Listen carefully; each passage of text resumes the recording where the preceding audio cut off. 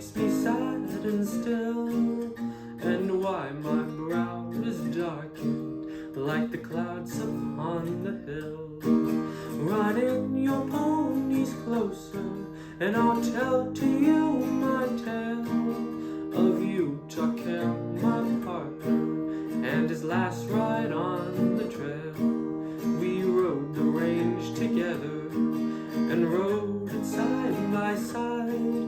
I loved him like a brother, and I wept when Utah died.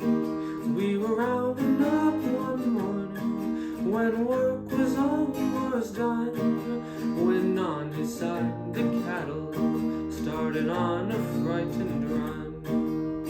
Underneath the saddle that the boss's daughter rode, Utah that very morning had placed a bright red robe.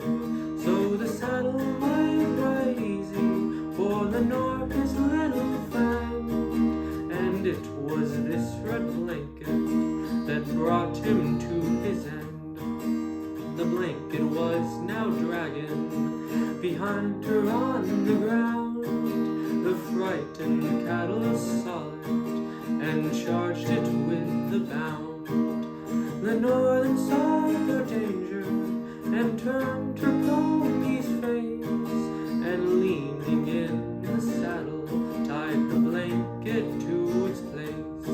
But it leaned and lost her balance and fell in front of that wild tide. Lay still, Lenore, I'm coming, were the words that Utah cried.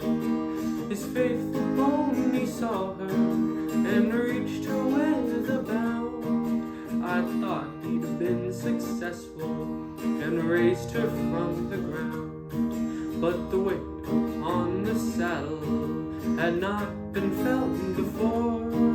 His back cinch snapped like thunder, and he fell by Lenore.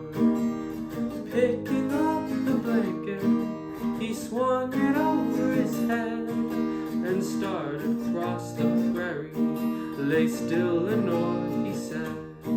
When he got the stamp, he turned and saved Lenore, his friend. He turned to face the cattle and meet his fatal end.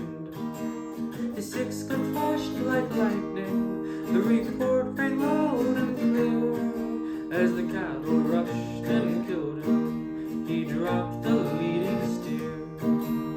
On the funeral morning, I heard the preacher say, I hope we all meet Utah at the roundup far away. Then he wrapped him in a blanket that saved his little friend, and it was this